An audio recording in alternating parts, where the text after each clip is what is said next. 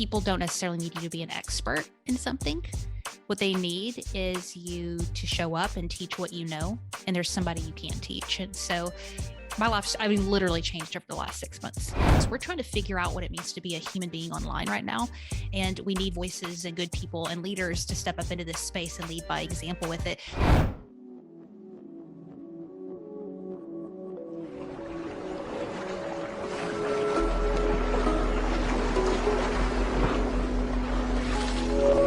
Hey, what's up, Masters? Welcome to another episode of Path to Mastery. And today we are with Mrs. Heather Parady. How are you, Heather? So great, David. How's it going? Hey, life's good. Life is good. And it's good to see you. Again, we met at the Grow Your Business for God conference out in, where were we anyway? Lexington, Kentucky. Yes. Thank you. Yes, sir. Yeah. That's more your neighborhood, right? Where are you from? I'll claim it because I consider that the South, but I'm in Augusta, Georgia. But I'd say it's, when you fly in and you see some cows and some hay bales and all that, I felt right at home. I was way off with the Boston thing going on. I think you sounded like you kind of fit in okay, but yeah, that was awesome. It was an amazing event. It was great to meet you, and you did a fantastic job with your presentation, which led to this. And then I found out you're into like the NFT space and the crypto and reluctantly in that space. I can't believe I'm in that space, but I am. Yes. Why do you say that? Why do you say reluctantly? Because I am not a techie kind of gal. Every time anyone ever said crypto, I would cross my eyes and avoid the conversation. I had zero interest in this world, and I cannot believe I'm doing what I'm doing right now because it's so not my natural vibe. But NFTs have caught my attention and demanded it, and it's literally changed my life over the past 6 months. Wow. Okay. Well, we need to know how, right? For starters, I can't just leave that up in the air, but I also have let's go there first. Cause I got a few places to go. I know we're limited you with your time, but how has it changed your life? Well, first of all, there was a quick financial investment that we made, my husband and I, back in June. We bought two of Gary Vaynerchuk's NFTs, VFriends, and that was our entry drug into this whole world. What's interesting about a personal brand is when you build a personal brand with people, they trust you. And that was what happened with us and Gary Vaynerchuk. Like him or not, we've been following him for years. And we knew that if he was asking us to spend a few $1,000s on something, that he really believed in it, because he's not the type, I don't want to say the type, because there's nothing wrong with monetizing your audience. He doesn't normally monetize on his audience for big ticket items. Normally it's a book or a bottle of wine or something like that. But when he was like, I don't care, grab your savings, sell something, go in on this, Brian and I had a conversation, and we didn't invest a lot, just a few $1,000s, but it was still scary because we're like, a cartoon worm. I'm going to spend $3,000 on this cartoon worm. Like, this makes absolutely no sense. But within a few weeks, when, that hit up to like $45,000, we were like, okay, you've got our attention. And so it changed my life in that sense of understanding, we've made small investments before, like in mutual funds and things like that. We were just now starting to explore maybe doing some real estate. We were very early in the game in that sense, but it's broadened my understanding of the variety of ways you can invest, and that you can invest in this thing called cryptocurrency or NFTs or whatever. So there's that element, but also too, on the community element, it's changed my life because a friend and I decided we were going to do an accountability project where we did 24 episodes of a podcast where we had to show up and teach each other something about NFTs.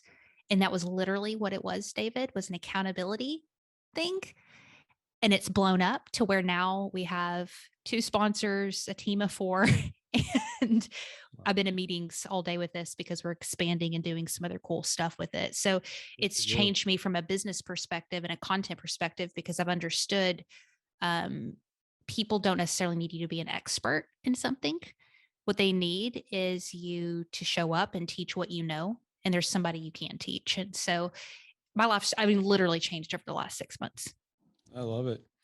I thought you were going to say, well, we went out and we bought like 100 of those things, I and wish, now David. we have like $40 Now I'm a million. multi-millionaire. Yeah. Yeah. But No. it's well, hey, it's still awesome because it changed your thinking, right? It changed the way you thought about this. And it's ironically a friend of mine, I was in a continuing ed this morning, which is obviously I'm ready to pull my hair out, which I don't have any, but we're just texting, and he was I bought a bunch of XRP. Are you familiar with XRP? Mm-mm. It's a coin, and XRP is a Mm. coin. And I'm not trying to. Anyway, he's got a lot of connections. He's very, very well connected. And I bought some coins. He told me about the coins a couple months ago, and I bought them for like $1.20, super cheap. And I bought like 1,000 of them. They went down, and they're like 95 cents today. So I just reached out to him, asked him about it. He's like, dude, go all in. And anyway, again, I'm not trying to give advice, but I trust the guy a lot. Yeah. And so I went and I bought some more today. But basically what the speculation is, and for him, it's probably more than speculation, is what like it's just a matter of time before government agencies, banks are using this currency. And there's a lot of I guess that's the preferred currency right now. There's only a couple that it works with, that the banks would be able to use the ledgers and all that on. And that's one of the currencies. Anyway, I'm probably going on a tangent. Well, I think, I mean, you brought up a good point, because you're looking at it from a big picture perspective, which again is something that my mindset has shifted on, because, a year or two ago when I started hearing about Bitcoin and all that started crossing my eyes, I was like, not my game. But now that I'm studying, NFTs and the different blockchains and so forth, and just the whole mission with like decentralized banking system, I'm understanding, I'm like, holy crap. In a few years, we might not have the option and the choice to learn about this stuff, because this is where things are moving. And so I always want to like encourage people, accurate. not scare them of like, oh my gosh, our world's going to hell, which some people are kind of concluding, but saying, listen, this is an opportunity for us to educate ourselves and be proactive in this space to really usher in the kind of world that we want to see. Because right now we're at the very, very beginning stages. I mean, we still are. Sometimes people feel like they're late. We're still very early, and the general public needs to know what's going on. Yeah. Well, I mean, if you think about it, if you watch any, like I don't watch a lot of TV, but I watch football in sports, and every other commercial now is crypto.com. So, I mean, if people aren't being at least becoming aware of it, then I'm not sure where you are. And I think it's still extremely early. I know it's been around for 10 years. In 2017, I bought some Ripple and lost my wallet key. Still don't have it. It hasn't gone up yet, but there's still people that think Ripple's gonna blow up. But anyway, that's kind of a different space. Ironically, tomorrow, here's something really cool. And then I want to get to the NFTs, and I have a call. I'm going into a virtual world to check out a complete virtual brokerage with Oculus, where somebody in China can put an Oculus on, and then we're gonna walk through a property together. I mean, so that's super. I'm super excited. That's happening tomorrow, and I'm just excited with everything coming.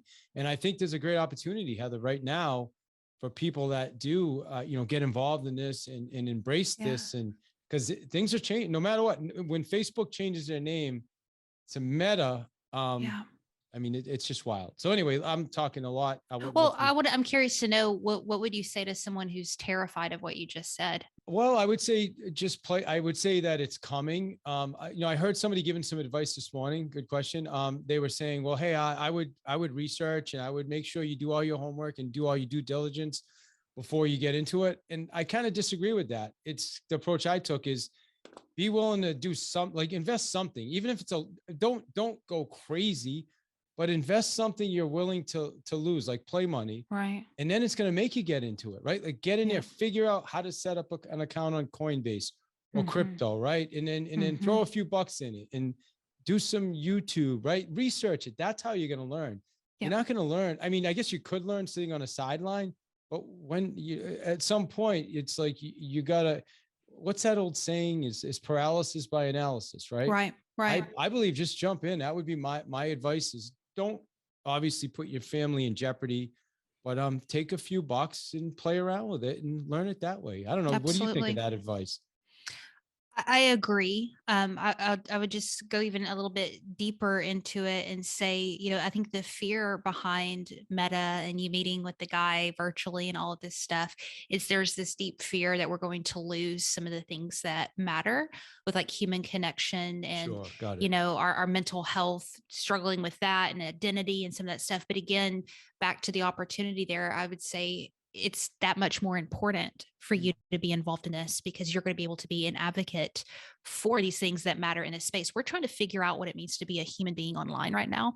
And we need voices and good people and leaders to step up into this space and lead by example with it. Small things like, your profile picture and the way you comment and treat people and their etiquette online. And I mean, there's so many things that we've got to figure out how to translate, not to go super deep with this. Sure, I'm this just is fascinated with that aspect of it because I think a lot of good people with good hearts are running away because they say, oh, this is taking away from the human experience. But I'm like, we don't really have a choice right now. Get your butt in here and help us figure out how to make this a better place because we have the privilege, David, of you and I putting our phones down and disengaging if we want to. Our children and our grandkids and our great kids, I don't believe will have that privilege. It's going to be integrated into every aspect of our lives. That's why it's important to learn about it. I just took us completely deep down a rabbit hole, no, but that's that's where my mind goes. I love that you did that because I was thinking more surface, like, right. So, but I mean, to that point, I think there is a challenge. I have two daughters. You have two daughters as well, same ages, and I think they spend far too much time on tablets and in my daughter's in Roblox all the time, Mine and too. they feel like that's reality. And I think for a lot of young adults now and kids, and that is reality for them. If you haven't watched the movie you obviously watched Ready Player One, right? Have you seen that Nope, movie yet? haven't. Oh, well then, geez, go see that movie. I mean, that movie, there's no better way to understand that space than to watch that movie Ready Player One because Okay. it brings you through it. For anybody listening to this, that would be my assignment to you is go watch that and you'll understand it at a deeper level. But the challenge with it is you're escaping reality. Right. Right. Right. So like this is reality. You and I are talking right here. Well, who knows what it's going to look like in 20 years, but is everybody just going to show up and put on an Oculus headset or it's not going to be an Oculus headset then, it'll just be glasses or whatever. Right. You may Right. not even need glasses. You'll have an imprint, an implant in your eye or something. And who knows? Maybe it is real. Is it real? And think about the That's old the movie. question. Yeah. Well, there was an old movie where there was a guy. It wasn't even a guy. They had a brain in a bottle. Do you remember that? I don't. It was a weird old No, but sci-fi that sounds movie. scary. It is scary, but the brain in a bottle was essentially the being, and all they had. You know what I mean? And the artificial, like I'm probably not explaining it the right way, but there's no body. It's just the brain in a bottle, and they're Yeah. functioning through. It's almost like the future. Like if you go Yep. back, I don't remember the name of the movie. Anyway, it's wild. I'm going on a tangent, and I'm certainly not explaining it. This is the best way I could. But anyway, who's Heather anyway? Geez, we haven't even given an intro yet, right? Uh, Oh my my goodness. goodness. So we've got about another 15 minutes with you. I know you're on a tight schedule today, but you are a mental health therapist turned online entrepreneur. Mm. Where you help where she helps outside the box leaders bring their services online in order to scale their impact. She is the host of 3 top-ranked podcasts: Unconventional Leaders, Happy Brain, and NFTs for newbies. And she's featured in Forbes, Pop Sugar, and most importantly, the front of her mom's refrigerator. Oh, I like that. That's I don't know if cool. I'm still on the front of my mom's You're fridge. not I need there to check at anymore. Christmas. I don't know. I think she's been kind of mad at So me lately. So help us. Can you explain NFTs to us? Like if we're 5-year-olds Well, listening, I'm like you still would a explain it to 5-year-old your in this daughter. space. Yeah. How would you I'm a 5 explain it to your 8-year-old daughter? I was explaining it to my 8-year-old daughter this morning because if you see over here, see all those books, that box of books over there. I don't see it, but I believe you. We Yeah. bought about 360 books from Gary V. And my daughter was asking us, why did you buy so many books? Gary Vaynerchuk had a project where every 12 books you buy, he'll airdrop you an NFT. So I was explaining about 8-year-old daughter. I said, it's an NFT. And she said, what is that? And I said, well, it's something that you can purchase that's digital.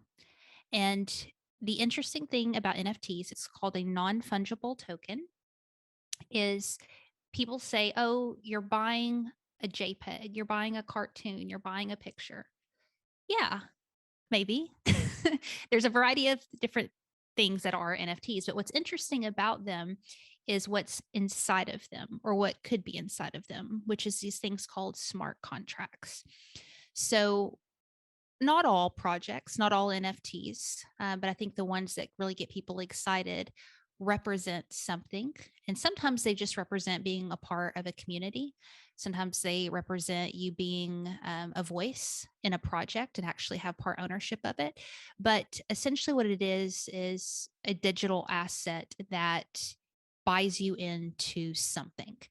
And you see it with like Spider-Man, they had NFTs they gave away for people who purchased tickets, pre-purchased tickets. The NFL is giving away NFTs now and so forth. So they have the technology to create these NFTs that they either give away to people or people purchase. And those are a collectible. They could be, or also two, those could give you access to certain things, discounts to certain things. And I think what's most interesting right now and what people are really monetizing on is the community aspect. I'm a part of this community because I have this NFT. So I know it sounds crazy and it is a little bit, but what's interesting is this is going to expand into a lot of other worlds. I know you probably know way more about this than I do, David, at real estate. I mean, I know people are using NFTs now with real estate. There's people actually purchasing real estate through the metaverse right now. I heard somebody say once that there are people talking about different NFTs that you purchase that are art that will hang in the metaverse. Yeah, see, I I don't mean, even crazy understand stuff. that. I mean, but that doesn't make sense to me yet. Like, because it's not in my mind, it's not real. Like real estate is dirt. Like, right, my house is built on dirt.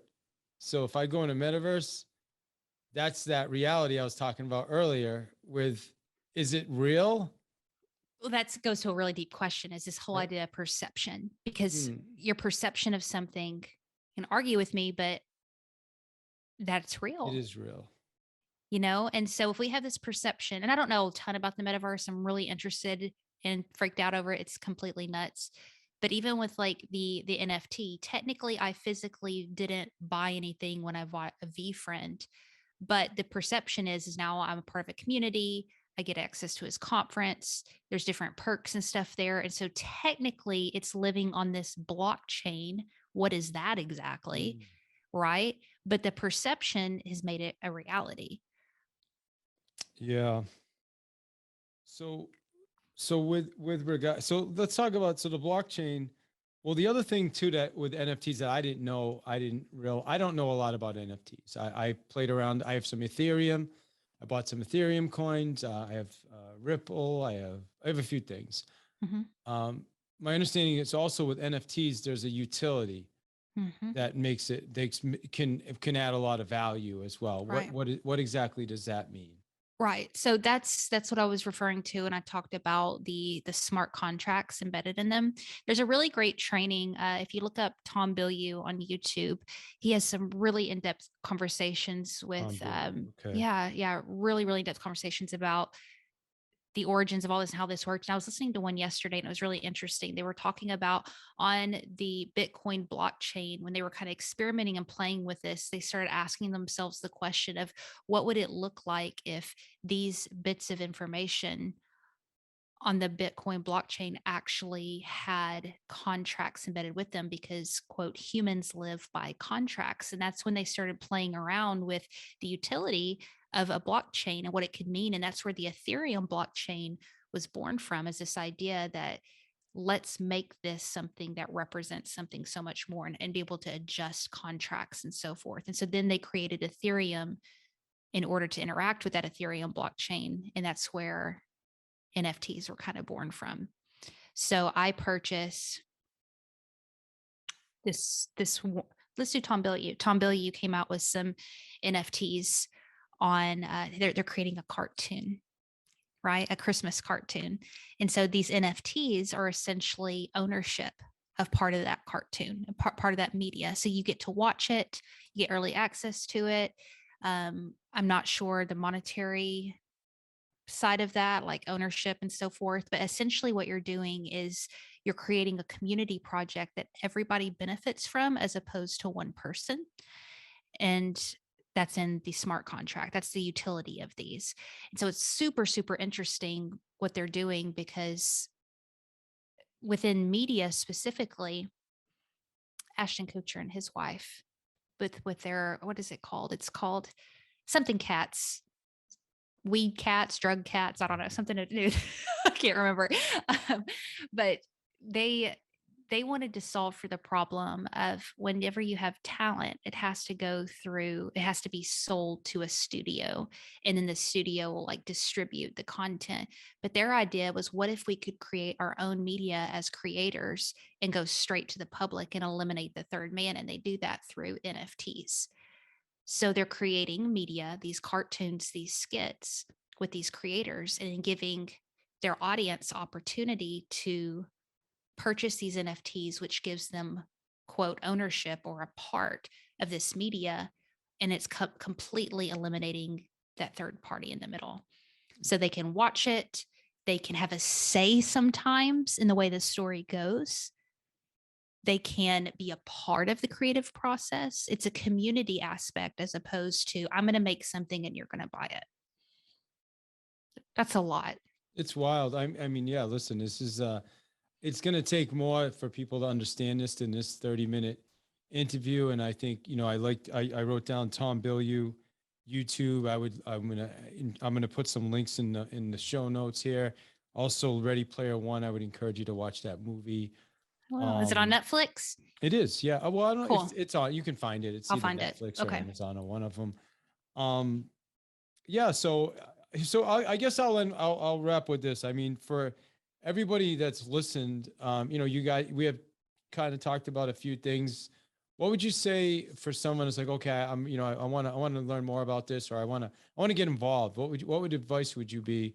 What would you give to somebody that's like, okay, what would be my next step? I want to get involved with this. Don't spend money you don't have.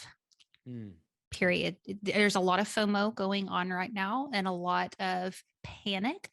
If you are even interested in this, if you understand mildly what an NFT is, you're already ahead of most people. And I am not exaggerating when I say that. So the panic and the freak out, there could be a lot of money lost in this because people aren't doing their own research and really understanding what's going on before they make really big decisions. So start very, very, very small. That's the reason we started our show, NFTs for Newbies, is 15 minutes, bite-sized things.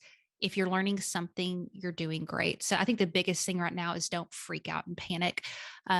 Twitter is an interesting place. There's a lot of language that can be intimidating and you don't really understand what they're talking about, but Google's your best friend, no shame. There's great YouTube tutorials on YouTube. Just start super small. Be a student. Be a student. I will forever be one in this space for sure because it doesn't come natural to me at all. I love it. Yeah. Yeah. I such great advice. And again, I think you said it well. Don't spend the money that you don't have. I'm a fan of jumping in. I don't figuring it out, but I'm not going to do that with my, my life savings. Or certainly not my life savings. Right. Even anything that's going to be significant, yeah. Right. So yeah, awesome. All right. So, what would you say? I mean, in wrapping up today, I've got a list of stuff here for you guys listening.